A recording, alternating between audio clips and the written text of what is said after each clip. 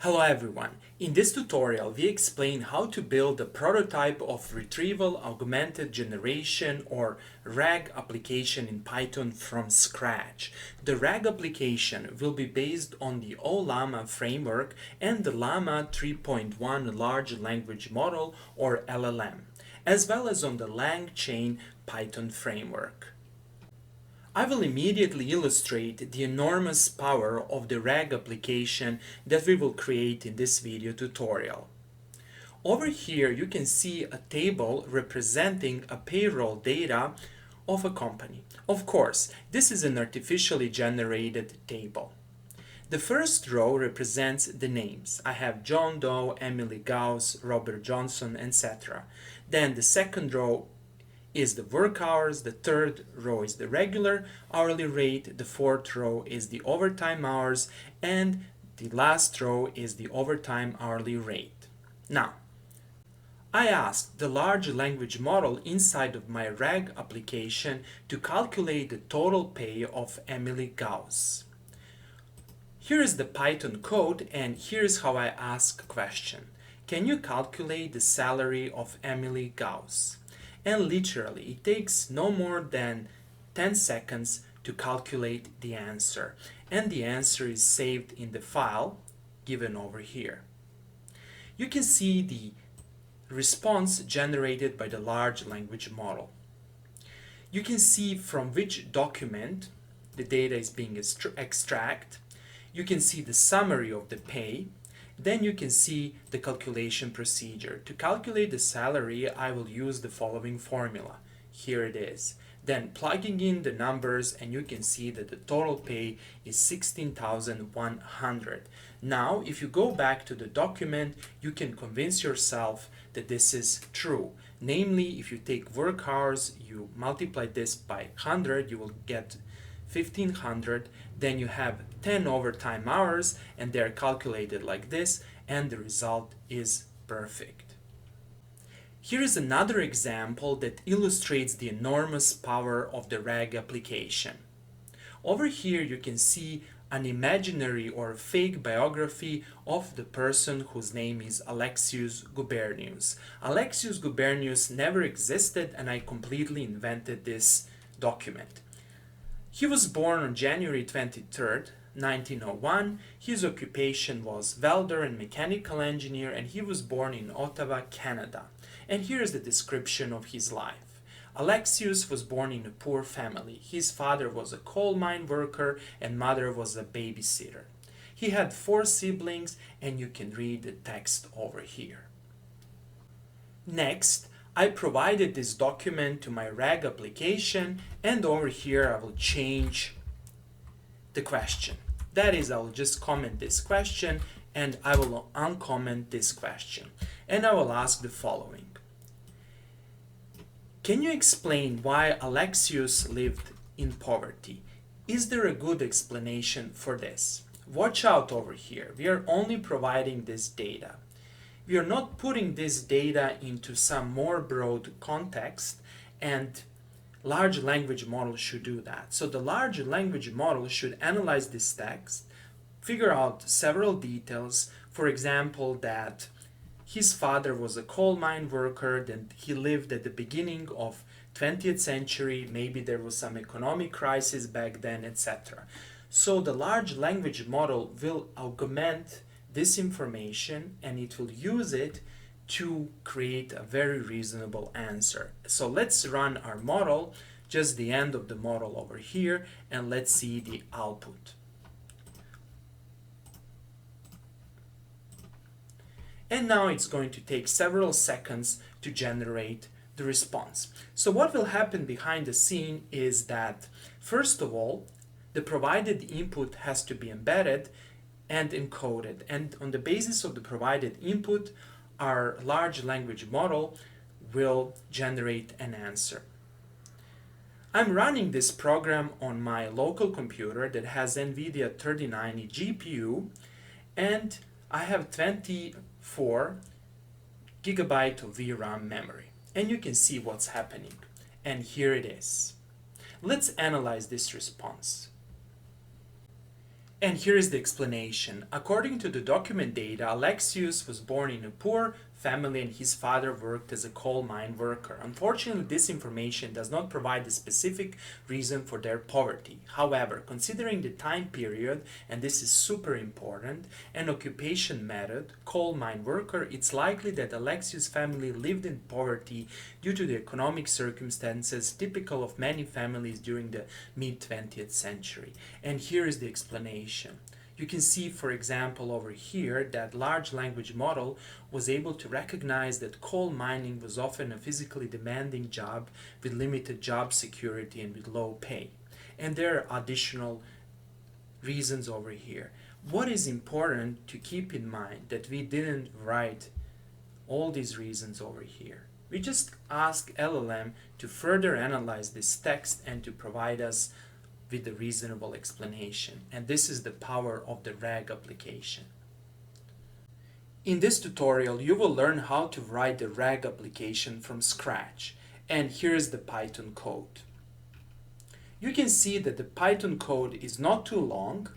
It's about 220 lines of code, which is not a big code file. However, it's super powerful. The power of this code lies in the fact that we combine Ollama, Llama3.1 and the text embedding model. And everything is based and integrated with the LangChain Python framework. A link to this installation manual and the code files will be provided in the description below this video. Let's start with the prerequisites. First of all, you need to have a computer with Python. I tested the code in Python 3.12. However, it will most likely work on other versions of Python. Then you need to have a solid computer with a decent GPU. I tested the code on NVIDIA 3090 GPU with 24 GB of VRAM and on a computer with 48 GB of RAM. The computer is 2-year-old and with an Intel processor. The most computationally demanding task is to perform embeddings of documents in Ollama and Llama 3.1. If you have a large number of documents, this process might take even hours. However, after you embed the documents, you can save the database and then the retrieval process is not so computationally demanding. As a test case, I will have 3 documents and it will take less than 30 seconds to embed these several documents and several seconds to get the answer. Here's a brief summary or an overview of RAG.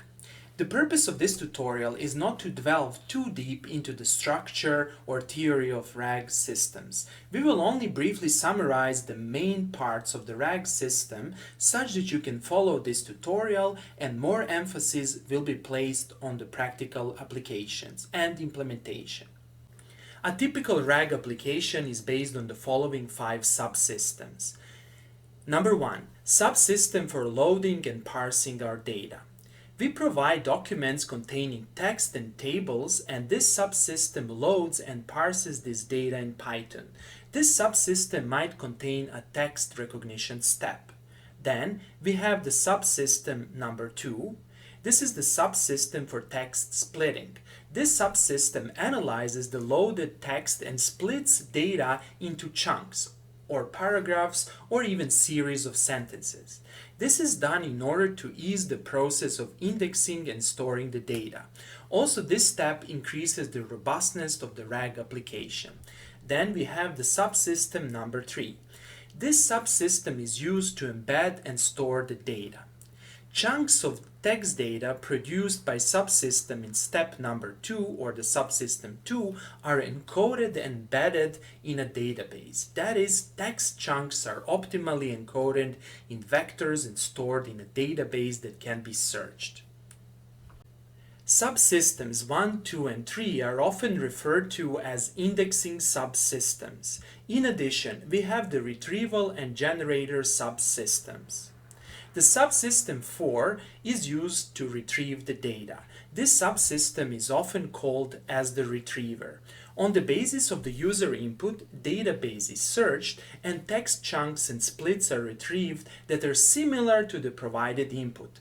This similarity measure can be defined in many ways.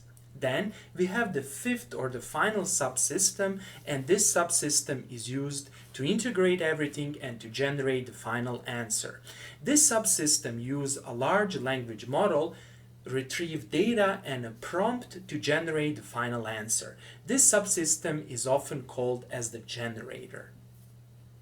And finally, let's start with the installation procedure. The first step is to install Ollama, Llama3.1 Large Language Model, and the model used for embedding. First, we need to download and install Ollama. Of course, you can skip this step if you already have Ollama on your system. To download and install Ollama, go to this website, then click on Windows and click on Download for Windows. And over here you need to be patient, since I think that the file is around 700 megabytes. And over here you can see the download progress. Next, go to the downloads folder and you will see this Ollama setup.executable. This is the installation file. Double click on this file to start the installation process. And it's going to take a while to complete the installation process. After this, click on install and be patient. It's going to take maybe a minute to install Ollama. After the installation process completes, the window will be automatically closed. And then you might ask yourself, wait a second, where is my Ollama? Well, Ollama is installed and it runs in the background. And if you click here, you will see this cute small icon of Ollama, and if you click it, you can see that something happened and Ollama is running. To verify that Ollama is properly installed, you need to click here and search for command prompt. After starting the command prompt, type Ollama. And if you see this response, this means that Ollama is installed. You can also try to type this, Ollama list, and oops, I made an error, Ollama list, and let's see. Okay, we don't have any model over here, however, Ollama is installed. And the next step is to install the model. To install the model, we first need to go back to Ollama website, and over here you need to search for your model. The first model we need is Llama3.1 Large Language Model. So search Llama3.1 and press enter and click over here, and here is our model. Over here, select 8 billion parameter model, and you will see that this installation command is being automatically generated. Now, you can either copy this command and execute this command in your command prompt, or you can modify this command by replacing run with pull. And I'm going to do that since I don't want to immediately run the model after installing it. If you keep the run parameter or the command, the model will be downloaded and it will be run automatically. I don't want to do that, so change this to pull and execute this command. And now you have to be patient. This is going to take maybe even several minutes to complete. You can see what's happening. You're downloading a model that has around 5 gigabyte, and this is a huge model. There are even larger models. There are even models that have like 100 gigabytes. However, even this model is large. And be patient. After approximately 3 minutes, the model is downloaded. The next step is to verify that the model exists and that we can run the model. For that purpose, type Ollama and then type list, and you should see the model. Here is the name, Llama3.1 with 8 billion parameters. Next, let's try to test this model. To do that, type Ollama, run, and then the name of the model. And after some time, we will enter inside of the model and you will see this prompt. and let's ask a question. Are you feeling okay today? Let's ask this funny question to our large language model. And we got the answer. I'm just a language model. I don't have feelings. Okay, works perfectly. Let's exit the model by typing bye. Next, we need to install the model for embedding the text. The name of this model is Llama embed text. So let's search for this model, although over here I already have a command. However, let me teach you how to search for that model. Over here, just search Llama embed text, then click here. Make sure that you're selecting this version or the latest version and copy this command. Now go back to the terminal and simply execute this. And again, the download process will start. You can see that the model is around 300 megabytes and it's going to take probably even a minute to download it on my computer. In the next step, we need to create a workspace folder and to create a Python virtual environment so we can install all necessary packages. For that purpose, let's go back to the base C drive, and inside of our base C drive, let's make a new folder called codes. Execute this command. I'm not going to execute this command since I already have the folder called codes, and let's now navigate to the codes folder, and inside of this codes folder, let's create a folder for our large language model and for our RAG application. I will call this folder LLM RAG. And let's navigate to this folder, and in this folder we will create our Python virtual environment. But before I create the Python virtual environment, it's very important to explain this. Whenever you want to create an application or to test the program in Python, always use Python virtual environments. In Python virtual environment, you can precisely control the packages and their versions, and you can have complete control of everything. If you, for example, try to run Python from the base Python environment, for example from here, everything, and that is all the packages that you install, will be installed in the base Python environment, and then you cannot control what are the prerequisites, what are the dependencies, etc. And when you try to reproduce your code or to run up your application or some other computer, you might have problems. Here I'm going to exit Python in order not to confuse you. So let me now type this, and let's create a Python virtual environment.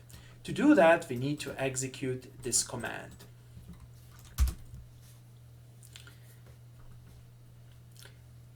And after this command, we need to execute this command in order to activate our environment.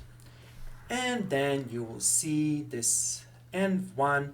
This means that our virtual environment called environment1 is active. The next step is to install the necessary packages.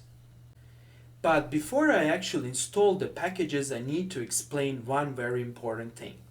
In this tutorial, I'm going to use the Spider editor to edit my code.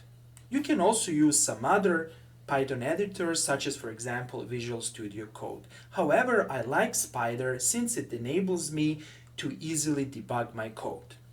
And in order to properly set up Spider, I first need to go to Spider and to try to start my virtual environment from Spider. So consequently, I need to start Spider. I will click here and search for Spider. Of course, if you're using Visual Studio Code, you can simply skip this step. For those of you who don't know what is Spider, Spider is a very powerful Python editor that comes with Anaconda and Anaconda Navigator. That is, if you installed Anaconda,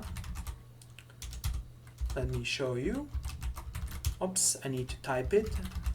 Navigator.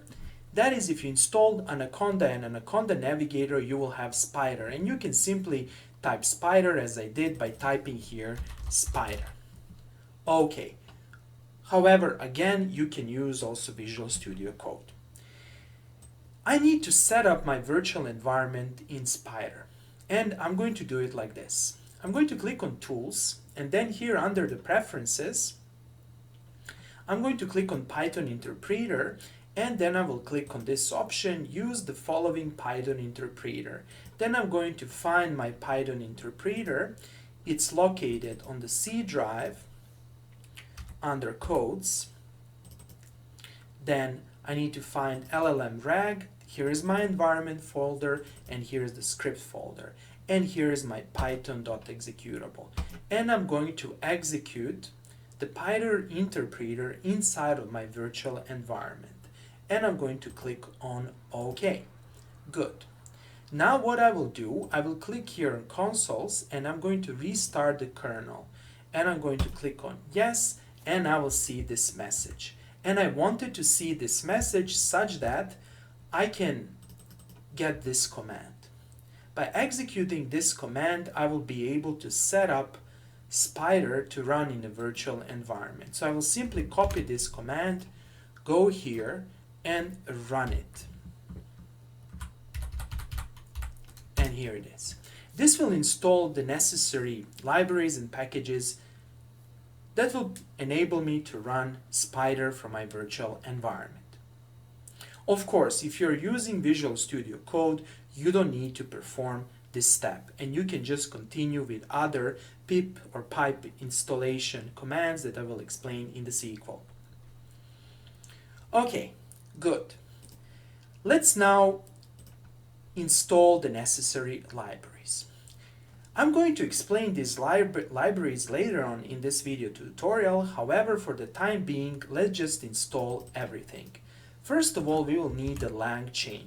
As I mentioned at the beginning of this tutorial, LangChain is a framework used to integrate large language model, embedding systems, and retriever systems, such that you can build your application. Now it's going to take some time to install all these libraries. Then we will need the LangChain core. So let's install it. Then we need the LangChain community.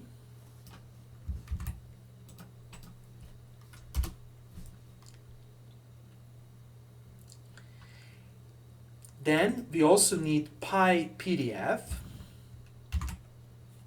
So be patient over here since this will take some time.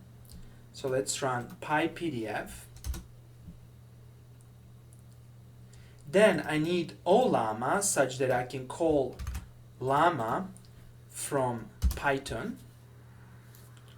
Then I need ChromaDB to embed my text and to build my database.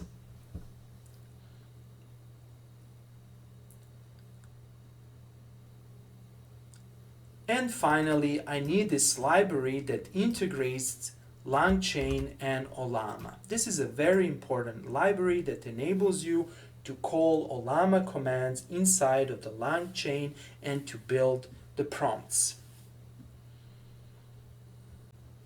So let's install the final library. The next step is to start writing our code.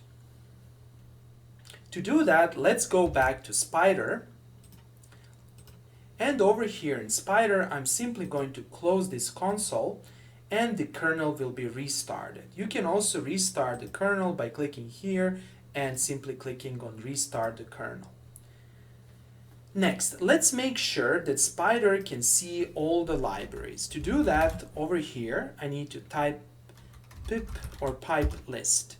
And this should list all the packages that we just installed. Now, if you go back to our command prompt and if you type the same command, not pip install, pip list, the packages should be the same. And you can see it over here. First one, second one, version, everything matches. Perfect. This means that we are able to run our virtual environment from Spider, and Spider can recognize all the libraries. But before we start with coding, we need to create our documents. In this video tutorial, I created artificial documents. However, you can use your real documents. First of all, I created this table over here that's explained actually at the beginning of this tutorial, and you can create a similar table. So create a table that's very similar to this one and enter your data. You can give the names, you can put work hours, regular hourly rate, overtime hours, overtime hourly rate. Then save this PDF file and call it, for example, as I did, table 1, and just save it. Okay, then create the second document. Here is actually the final document. I already generated the PDF file, so create a biography of some imaginary person or create a short story or something similar. So this is the second document. And if you really want, you can even create a third document. Here's my third document. The third document is a short story that I generated by using Llama 3.1. To show you how to do that, you go back to the terminal, or you can even open a new terminal. So let's open a new terminal. I think it's more interesting. And then in this terminal, start the model. First of all, start this Ollama list, and then start Ollama, and then type Llama 3.1 8b, or you actually need to type Ollama run, and then you can type something like this: create a short story about a person called John Johnson, or something similar. You can give some other name, who lived in England or in some other country during the 16th century. And then you can see how the story is being generated. Then what you can do, you can simply copy and paste this story inside of this document. Then you can save this document as file, save as, and you can even save it as a text file. However, in this video tutorial, we are going to click on print and print it out and save it as story.pdf or give some other name. The names really don't matter. The code will work if you give to these files any names. So we have 3 PDF files. We have this one, which is a biography of an imaginary person. We have an imaginary story generated by actually a large language model, or you can even take a page from a book that you like or something similar, and we have this table. All these 3 documents will be used to demonstrate different aspects of our RAG application. Okay, let's start with coding. The first step, as always, is to import the necessary libraries. First of all, we need this os library since we will manipulate the file names. Then, we need Ollama so we can call Llama 3.1 Large Language Model and the embedding model. We import Llama like this. Then we need Chroma. Chroma is a vector database used to store the embedded content of every provided document. So what the Chroma will do, Chroma will use text chunks and text splits to build a database. And this is very important library. To import this library or to import this class or even module from LangChain community vector stores, we need to import Chroma. Then we need to import document. Document is a class for storing a piece of text and associated metadata. That is, document is a specific data structure that LangChain is using. Then we need to import Ollama embeddings. Ollama embeddings are used for model integration. We do it like this. Note over here that above every import I provided actually a link that you can follow, and you can read more about specific library or specific class. For example, if you want to read more about document, here it is. Or if you want to read more about some other things, such as Ollama embedding, click here, and here it is. To directly go to the web page from this Python file, you need to press Ctrl and to click. Okay, then we need the chat prompt template. Consequently, we import it. Then we need the prompt template, and we import it also. Then we need chat Ollama to interact with Ollama. Consequently, we need to import it. And if you want to read more about this specific package, you can go over here and read. Later on in this video tutorial, I will explain it. Then we need this runnable pass-through. This is used for passing questions through the prompt and model, and I will explain this later on. Our RAG application should accept a question from our user. Often we need to adjust the question that's being asked in order to minimize the sensitivity of the response. This is called prompt engineering. The class called multi-query retriever automates the process of prompt tuning by using a large language model to generate multiple queries from different perspectives for a given user input query. And for that purpose, we need to import this class. Then we need to import PyPDF loader, since we need to load and parse the PDF text. Then we need to import this class over here that's used to split text into smaller chunks that overlap while trying to keep the semantics, structure, and the meaning. And these are all of our imports. Next, we need to specify the model names and some additional parameters. Here's the piece of code that defines the models and the parameters. First of all, we need to specify the name of the model for embedding. To find the name of that model, go back to the command prompt and type Ollama list. And here's the precise name of our model for embedding, and I'm going to simply copy this name. Then over here, I'm going to paste this name. Note what happened over here.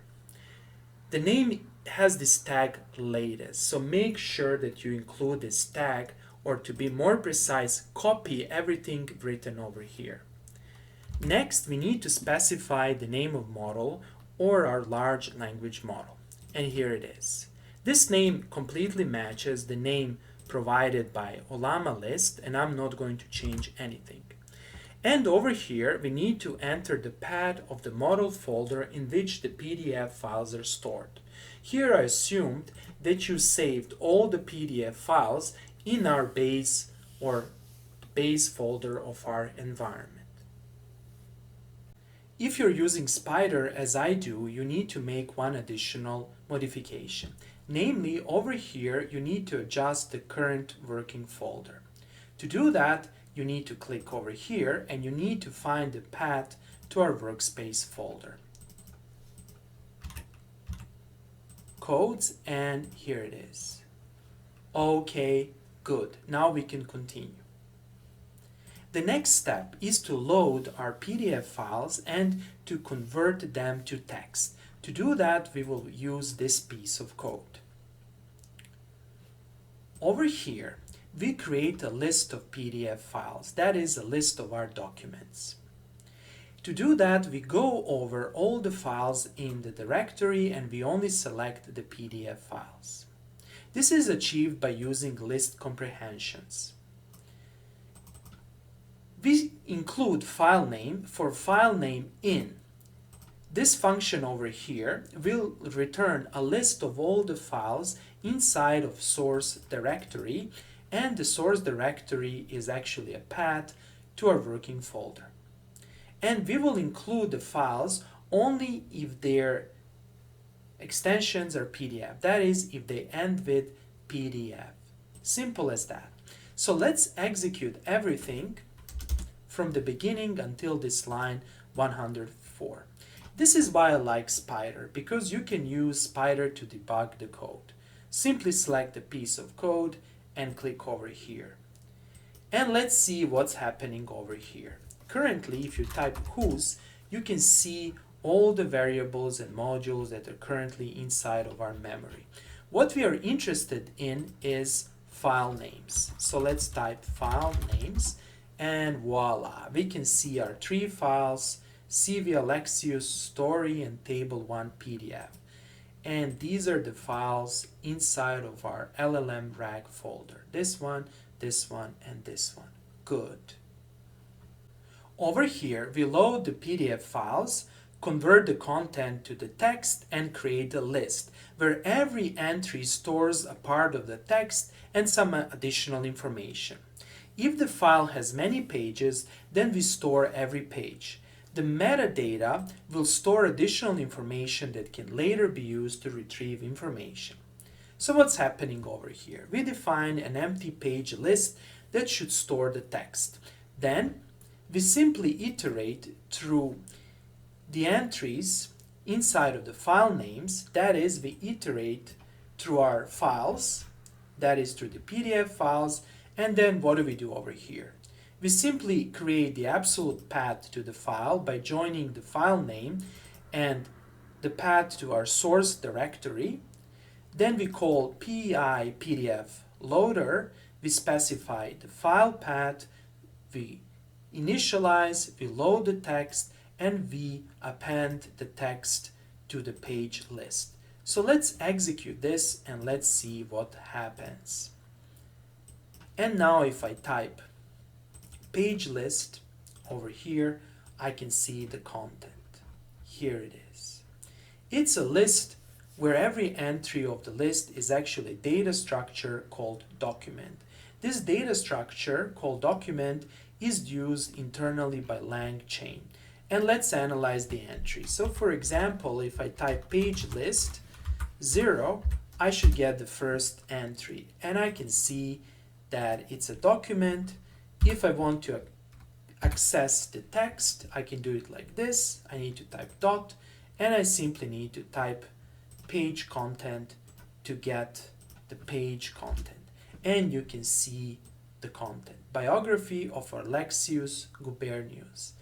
And you can see beginning and end. For comparison, let's open CV of Alexius, and you can see that we have successfully loaded this text. Make sure that the beginning is okay, make sure that the end is okay, and you can see it here. And the same applies to the second document. This is our short story, title short story about Rolf Johnson. So let's see it. Here it is, title, and let's double check the end.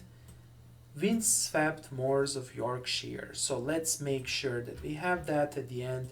We have it. Perfect. And finally, let's check the third file. And here's how our table is being parsed. We don't see any table over here. We can see this N, which stands for new line, and we can see the dollar signs, and we can see some other things. However, table is also properly parsed, and our large language model will be able to understand this table. Perfect. Next, we need to split our text into chunks, and we need to create our database. That is, we need to encode the text. To do that, we will use this piece of code over here. And let's explain what's happening over here. First of all, I need to create a text splitter, and for that purpose, we are going to use recursive character text splitter. If you go all the way up, you can see that we have imported the recursive text splitter over here. That is, everything is being imported, so don't worry about it. Now, how the text is being split? We split the text into the chunks, and over here we specify the chunk size in characters. For larger documents or for more pages, you can select larger chunk size. However, in my case, the chunk size are 200 characters. Then the chunks actually have an overlap, and it's a good idea to overlap the chunks in order to make sure that everything can be combined properly, and that our large language model and the table embeddings know how to combine things. Okay, so that's why you need to specify chunk overlap. And over here I will specify add start index true. Then we need to define an empty list that will store the text splits. Then we need to create another list that will store the metadata of the text splits so we can track everything. That is, I want to know from which documents and which page my split comes from or my chunk comes from. That's why I define this text splits metadata. This might not be necessary for this particular application, however in more complex projects it's necessary. So what do we do over here? We take our page list that contains these document files that we just explained, and we simply iterate through entries. Inside, we define split. We say split text splitter, split text, we specify document or page, and we get the text. And then what do we do over here? We simply append this text list by our actual chunk or by the split.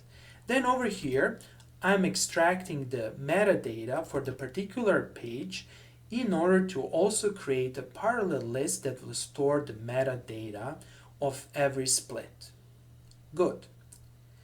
Here, we create embeddings for every text split, and this is a very important operation. Before we explain and create our embeddings, it's instructive to analyze our text after we split it. Consequently, let's evaluate everything from here to here, and let's see the output. Okay, now let's analyze this list. Text splits. Here it is. Biography of Alexius Gubernius. Good. So what happens over here? Here is one chunk of our first document. Then we see another chunk of the same document, then the third chunk of the same document, etc. All the chunks are actually stored as strings inside of this list. And this is done for every document. At the end, we should get the last sentence of the last document, and you can see that this is table over here. And this means that we have successfully created this text splits list that stores the splitted text. Then we also have this text splits metadata that enables us to track from where every splits come from. For example, if I now type this,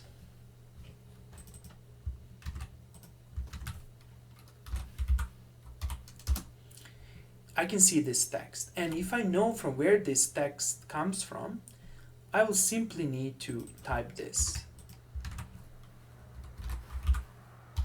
And I know that this text comes from this file on the page 0. And this is how you can track from where these text splits are coming from. Next, we need to create embeddings for every text split. That is, we need to generate an embedding for every entry of text split. What are embeddings?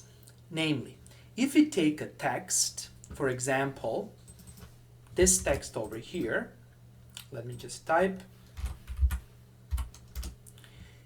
we need to create a series of numbers that will encode this text, and this is called embedding.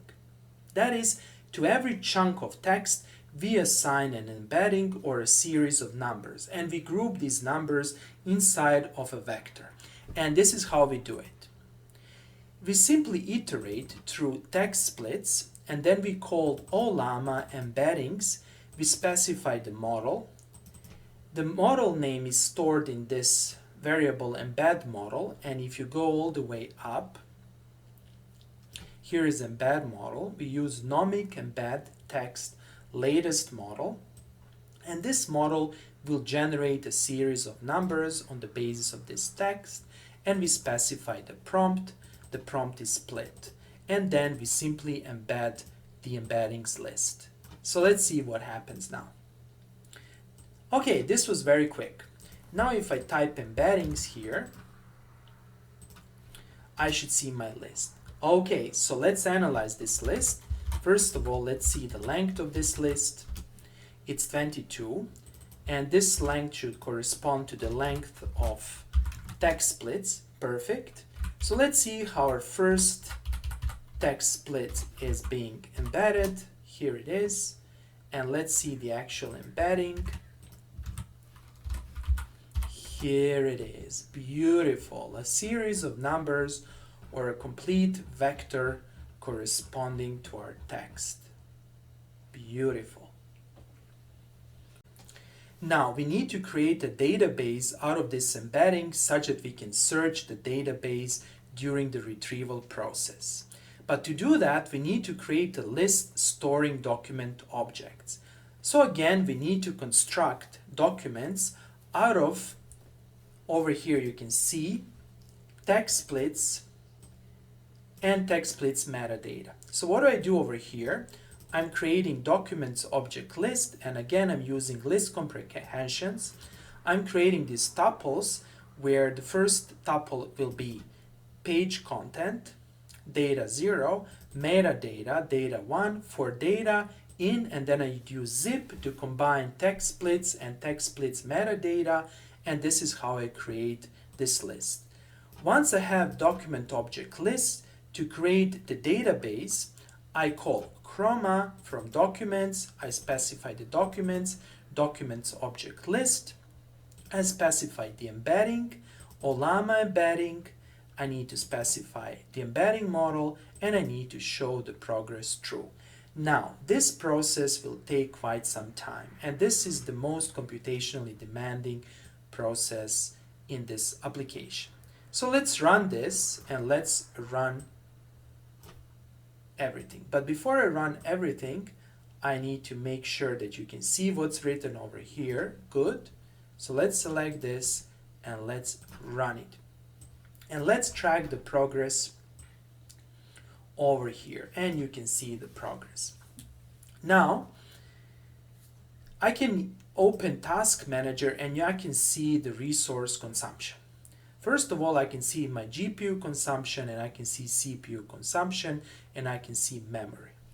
This process itself, unfortunately, currently it's not being parallelized, and not whole or every resource in my computer is being used, and probably there is even a better embedding model. However, I leave this to you to investigate other possibilities.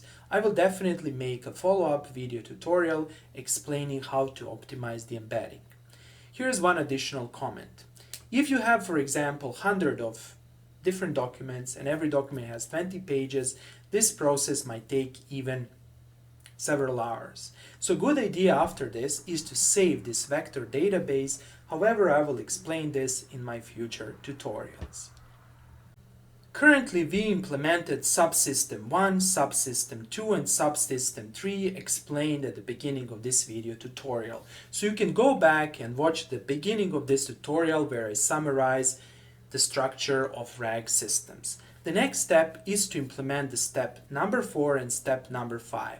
The step number 4 is the retrieval step, and the step number 5 is the generation step. So let's do that. Over here, I wrote the code that performs these steps. First of all, we need to load the model. To load the model, we need to call chat Ollama, and we need to specify the model name. The model name, once again, is defined at the beginning over here, and it's Llama 3.1 with 8 billion parameters. Then we need to specify a query prompt or a prompt template. Here, we will create a multi-query retrieval to improve the results, and you can read more about this by following this link. The whole idea of using multi-query is actually to decrease the sensitivity of the process. Namely, what can happen is that two questions that are similar to each other can generate completely different results, and we don't want to do that. So we want to create a more robust solution, and for that purpose we use a multi-query. Multi-query will generate different versions of the given user question to retrieve the relevant document. So we are not going to ask behind the scenes one question, we are going to ask several questions, and in that way we will retrieve, or better to say minimize the sensitivity and improve the robustness. So after we define the query prompt, and the query prompt, to summarize, is defined like this. We need to define the input variables. The input variables is the question, and this is the question that we will provide. Then we provide this template that reads like this. You're an AI language model assistant. Your task is to generate different versions of the given user questions to retrieve relevant information or documents from a vector database. By generating multiple perspectives of the user questions, your goal is to help the user overcome some of the limitations of the distance-based similarity search. And then we say this: provide these alternatives questions separated by new line, and here we have original question, and this is actually the question. And this is actually a variable that we will use later on. Next, we need to define the retriever object. Then we say multi-query retriever, then we say from LLMs, then we provide a vector database, that is the vector database that's generated by using Llama. Then we specify as retriever, then we specify chat Ollama, we specify that it's this model, LLM model, and we specify our prompt. It's a simple query prompt shown over here. And this will define the multi-query retriever that will improve the robustness. Then we need to define our template RAG prompt. And here it is. Look what I'm saying over here. First, try to answer the question based only on the following context. So what is the context? Context is actually our database. So we are asking our large language model to first search inside of our database. And this is what I'm asking. So context, this is again a variable, and here's the question. Question, this is what user will provide actually, and if you cannot answer, let me just write it down here, then use large language model or knowledge to help. So what will happen over here? Our large language model will first search the database, and then if it cannot find the answer, then it's going to search the general knowledge stored in a large language model, and then it's going to generate the answer. In practice, what will happen, our database, that is the database formed on the basis of the document we provided, will be combined with the large language model knowledge. And this is very important. Then we need to define our prompt object. We call chat prompt template. From template, then we specify our template rag, and over here we create a chain. Chain enables us to pass information, context, and questions from one object to another. We first specify this dictionary, specifying the context. The context is actually our retriever, and here it is. The question is this runnable pass-through, which means that we are going to simply pass information, that is this variable question, to our prompt. Then the prompt itself, defined over here, we use template rag, and then we are going to call the model, and here's the model. This is the chain, and this will define, actually this defines the way how the information is being transferred. So we have the context, which is our retriever, and whenever you see context over here, you know that this is actually retriever as well as anywhere else. And whenever you see a question, this is something that we need to define. And we define the question over here. So let's start with 3 typical questions that I will ask. Here I'm going to uncomment this question. Here, I will ask my RAG application to calculate the salary of Emily Gauss, including overtime. So let's now evaluate everything from the part where we actually created a vector database, that is from here, until our first question. Okay? And then let's see what happens. Nothing happens since nothing is actually being calculated.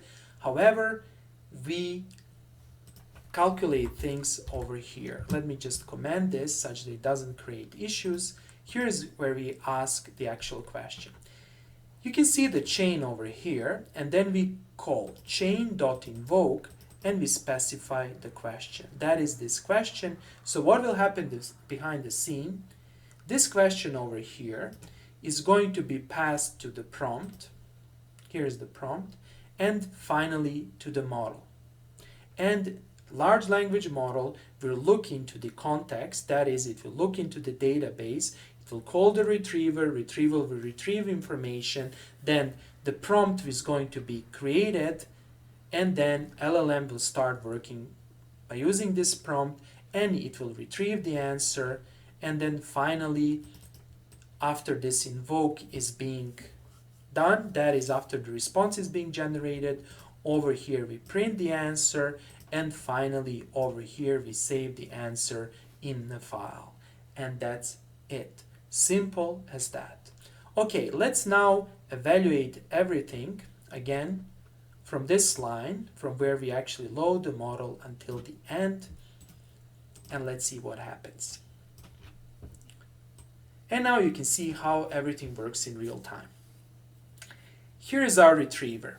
Now the retriever is generating embedding, computing similarities, trying to retrieve the information from the database, and then it should generate the result. So let's see the result.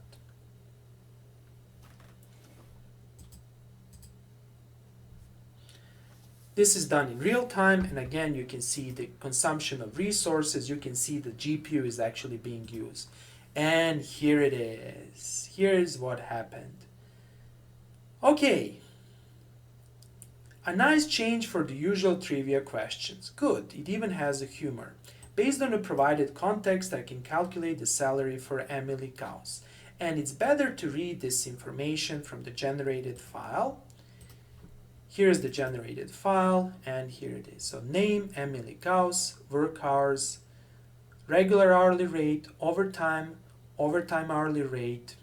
Then you see calculation, total salary, and that's it. And if you open this document, and if you look into table 1, we can make sure that Emily's salary is correct. Let's try to do the same thing for John Doe. So let's go back over here, and over here I will simply change the name to John Doe. You simply need to add it over here, and then we'll just execute from here to here since everything is the same. Let me close this file. Let's look into the resource consumption. Here now the embedding is starting. You can see the CPU, memory, GPU. Now the GPU should activate itself. And now everything is being generated. We have to wait for a while. And here it is. Let's look into the saved file. So what if we are getting here 2,350, 80 multiplying 25. So let's see this. So where is John Doe? 80 multiplying 25, perfect, plus 10 multiplying 35. So let's see, plus 10 multiplying 35, and we add two numbers, we get this. This is perfect. And finally, let's try to ask a question about our second document. That is about the fictional biography of Alexius. To do that, I will simply comment this part over here, and here's my question. Can you explain why Alexius lived in poverty? Is there a good explanation for taking